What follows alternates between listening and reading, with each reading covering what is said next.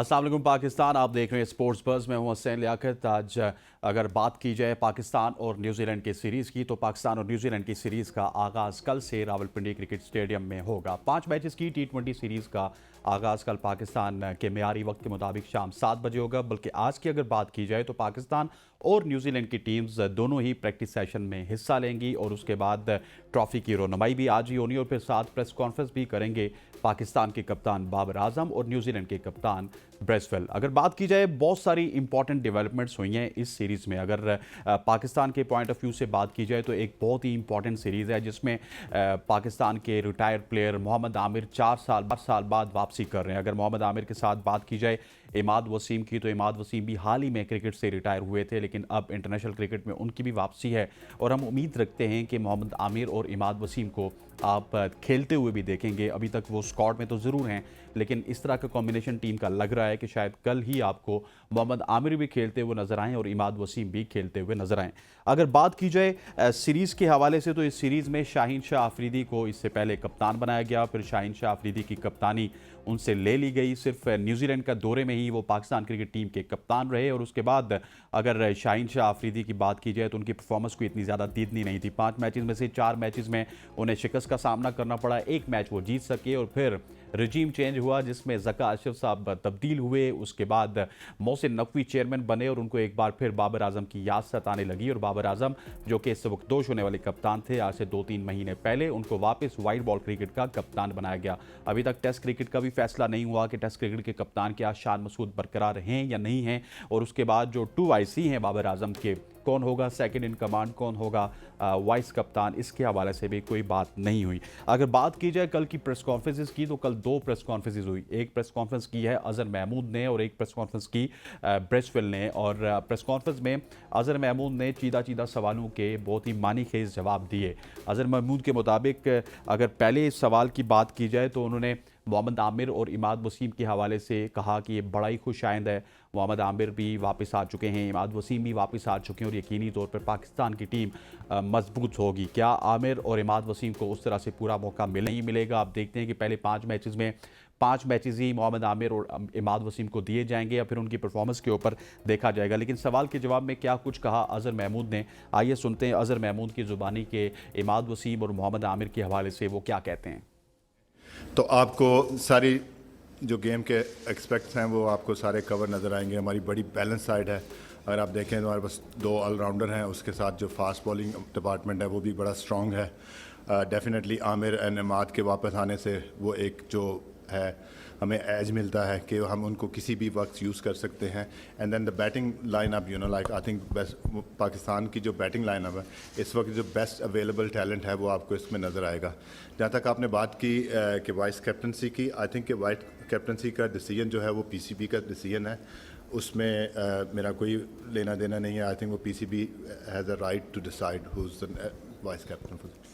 आमिर और इमाद वसीम के हवाले से अजहर महमूद कहते हैं कि उनका आना बड़ा खुश आइंदा है, लेकिन वाइस कप्तान का फैसला हम नहीं करेंगे बल्कि PCB करेगा। इसके अलावा अगर आमिर जमाल की बात कीजिए उसके ऊपर बाद में आऊँगा, लेकिन वर्ल्ड कप की तैयारी के हवाले से अजहर महमूद ने कहा कि ये दौरा बड़ा ही इंपॉर्टेंट है। वर्ल्ड कप की तैयारियाँ पाकिस्तान क्रिकेट टीम को करनी है। उससे पहले पाकिस्तान ने न्यूजीलैंड के साथ सीरीज़ खेलनी है, फिर आयरलैंड जाना है, उसके बाद इंग्लैंड जाना है और फिर straight away Pakistan cricket team T20 world cup खेलेगी। वर्ल्ड कप की तैयारी के हवाले से अजहर महमूद क्या कहते हैं, आइए सुनते हैं अजहर महमूद की ज़ुबानी। नहीं, जो आपका क्वेश्चन है कि जो हमारी वर्ल्ड कप की तैयारियां, जाहिर सी बात है वर्ल्ड कप से पहले हमारे जो है ना वो 12 मैचेस हैं इस वक्त जो पाकिस्तान के हैं, तो जाहिर सी बात है हम तैयारियां कर रहे हैं। अब जो टीम न्यूजीलैंड की आई है उनके जो अवेलेबल प्लेयर्स थे वो नहीं है, लेकिन this is a best talent, उनके जो फ्यूचर के ये प्लेयर्स हैं। और इसमें ये प्लेयर्स जो है ना, अगर आप इनका डेटा उठा के देखें, इनके स्टैट्स उठा के देखें, तो internationally yes you can say कि वो नए लोग हैं, लेकिन काफ़ी सारा एक्सपीरियंस है जो उनकी डोमेस्टिक क्रिकेट में। और न्यूजीलैंड में आपको जो पता है कि इस तरह नहीं है, उनके टैलेंट जो है ना वो बड़ा जल्दी आइडेंटिफाई हो जाता है। तो ये मौका उन प्लेयर्स के लिए भी होगा कि वो अगर यहाँ पे अच्छी परफॉर्मेंस करते हैं तो उनका भी नाम जो है वर्ल्ड कप के स्क्वाड में आ सकता है। इंजरी किसी को हो सकती है, तो आई थिंक कि कोई भी टीम T20 फॉर्मेट में, मैं ये कहूँगा कि कोई भी टीम हल्की नहीं होती। आई थिंक कि न्यूजीलैंड का जो बेस्ट टैलेंट है वो यहाँ पे है और हम इस चीज़ को नहीं देख रहे कि उन्होंने अक्सर मैं सुनता हूँ कि जी वो उनकी B टीम है या क्या है। ये न्यूजीलैंड की टीम है और पाकिस्तान की टीम उनके खिलाफ मैच खेलेगी। कह रहे हैं अजहर महमूद कि ये न्यूजीलैंड की टीम है, पाकिस्तान की टीम उनके खिलाफ मैच खेलेगी। लेकिन अजहर महमूद साहब, हमने इससे पहले एशिया कप में भी और वर्ल्ड कप में भी इसी तरह की सीरीज़ खेली। हमने श्रीलंका के खिलाफ मैचेस खेले, वहाँ पे जीते, फिर अफगानिस्तान के खिलाफ मैचेस खेले, वो जीते। लेकिन जो ही हमारी टीम एशिया कप में गई और वर्ल्ड कप में गई तो उसके जो रिजल्ट्स हैं वो पूरी कौम को पता है, पूरी दुनिया को पता है। इसके अलावा अगर ओपनिंग पार्टनरशिप की बात की जाए तो अजहर महमूद ने ओपनिंग पार्टनरशिप के हवाले से भी बहुत कुछ कहा है। बहुत सारी खबरें ऐसी है कि बाबर आजम और उनके साथ साइम अयूब को आजमाया जाएगा। बहुत सारे लोग ये कह रहे हैं कि साइम अयूब के साथ रिजवान को ही आजमाया जाएगा। बाबर आजम क्योंकि नंबर 3 पे काफ़ी रन्स कर चुके हैं, सो बाबर आजम नंबर 3 पर आएंगे। लेकिन हमारी खबरों के मुताबिक शायद कल आपको वही ओपनिंग जोड़ी नज़र आएगी जो कि पेशावर ज़ल्मी में खेलती है, जिसमें बाबर आजम और साइम अयूब ओपन करते हैं। शायद वही ओपनिंग जोड़ी कल पाकिस्तान क्रिकेट की जानिब से एक दफ़ा फिर आपको देखने को मिलेगी। अजहर महमूद इस हवाले से बड़े ही सरप्राइज हुए और उन्होंने इस सवाल का क्या जवाब दिया, आइए सुनते हैं अजहर महमूद की ज़ुबानी। पहला क्वेश्चन आपका, चले बाबर से ही ले लेते हैं कि डेफिनेटली उसमें हो सकता है कि हम बाबर को रेस्ट दें, और ये डिपेंड करता है कि किस तरह की सिचुएशन अभी सामने आती है। तो हो सकता है, इसमें ये नहीं है कि बाबर रेस्ट नहीं करेंगे या कोई भी है। हमारी जो पॉलिसी है उसमें हम देखेंगे कि हमारी बेस्ट अवेलेबल साइड क्या बनती है और उसको हम लेके चलेंगे। लें जी, उन्होंने तो बात कर दी कि आप ओपनिंग की बात कर रहे हैं, शायद हम बाबर आजम को रेस्ट भी दे दें। और उसके अलावा उन्होंने कहा कि हम सरप्राइज़ रखे हुए हैं, ये खबरें आप तक पहुंचती हैं लेकिन अभी तक हमने डिसाइड नहीं किया। लेकिन कहीं ना कहीं बाबर आजम ने भी और टीम पाकिस्तान ने भी बहुत सारे ऐसे डिसीजंस ले लिए हैं जो कि हम तो बता रहे हैं लेकिन कोचेज़ या फिर कप्तान आपको बताएंगे नहीं, लेकिन कल आपको रावलपिंडी क्रिकेट स्टेडियम में पता चल जाएगा। इसके अलावा एक और बहुत चुपता हुआ सवाल किया हमारे साथी जर्नलिस्ट ने आमिर जमाल के हवाले से। आमिर जमाल के हवाले से बहुत ज़्यादा तारीफ देखने को मिली और सुनने को मिली अजहर महमूद की जानिब से, लेकिन आमिर जमाल को एकदम से ही T20 क्रिकेट से हटा दिया गया। हालांकि न्यूजीलैंड के दौरे में वो मौजूद थे, इसी तरह साहिबजादा फरहान को हटा दिया गया। लेकिन आमिर जमाल की जो परफॉर्मेंसेज हैं, अगर इस तरह की परफॉर्मेंसेज कोई और बॉलर भी देता तो तकरीबन उसके 1 साल सिक्योर हो जाता। आमिर जमाल ना सिर्फ पाकिस्तान के अटैक को लीड करते रहे बल्कि पाकिस्तान के लिए बहुत ही शानदार बॉलिंग की और उन्होंने बिल्कुल कमी महसूस नहीं होने दी हारिस रऊफ की। आमिर जमाल के हवाले से सवाल का जवाब देते हुए अजहर महमूद ने क्या कहा, आइए सुनते हैं उनकी जुबानी। नाम लिया, आई लव आमिर जमाल, और मैं पर्सनली उसको 1-2 दफ़ा मिला हूँ ऐसे, लेकिन जो मैंने उसको ऑस्ट्रेलिया में खेलते हुए देखा है, जो मैंने उसको PSL में खेलते हुए देखा है, I think he got phenomenal talent.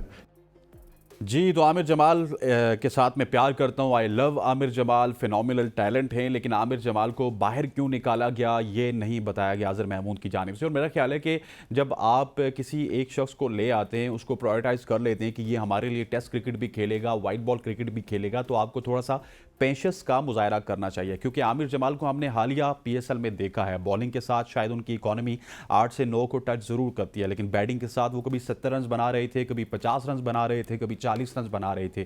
तो आमिर जमाल को इस लम्हे ड्रॉप क्यों किया गया, ये एक बहुत बड़ा सवाल है। और आमिर जमाल को ड्रॉप नहीं बल्कि कॉन्फिडेंस देना चाहिए था। उनकी जो छोटी छोटी मिस्टेक्स हैं, जिस तरह अजहर महमूद ने इस जो जवाब है इसमें डिटेल में कहा है, काफ़ी लंबा जवाब था, हमने तो सिर्फ आपको वही सुनाया जो कि वो उनसे प्यार की बातें कर रहे हैं। लेकिन उन्होंने भी ये कहा कि उस पर वर्कआउट करने की ज़रूरत है। तो इंस्टेड कि आप आमिर जमाल को बाहर कर देते, आमिर जमाल को साथ रखते, उनको वर्कआउट करते, क्योंकि इस तरह का क्वालिटी ऑलराउंडर आपको काफ़ी अरसे बाद मिला। अगर मैं कहूँ कि अजहर महमूद जो कि खुद प्रेस कॉन्फ्रेंस कर रहे थे, उनके साथ किसी ज़माने में अब्दुल रज़ाक हुए करते थे, 2 ऑलराउंडर होते थे और फिर एक बैकअप पे यासिर अरफात की सूरत में एक ऑलराउंडर होता था। लेकिन इस वक्त ऑलराउंडर्स की शक्ल में शादाब खान मौजूद हैं, इमाद वसीम मौजूद है, लेकिन fast bowling allrounder Aamir Jamal को ड्रॉप कर दिया गया। ख़वातीन रोज़ात इन तमाम तर इशूज़ के ऊपर बात करेंगे। यहाँ पर वक्त हुआ चाहता है एक शॉर्ट सी कमर्शियल ब्रेक का, ब्रेक लेते हैं, ब्रेक के बाद वापस आते हैं। Stay with us.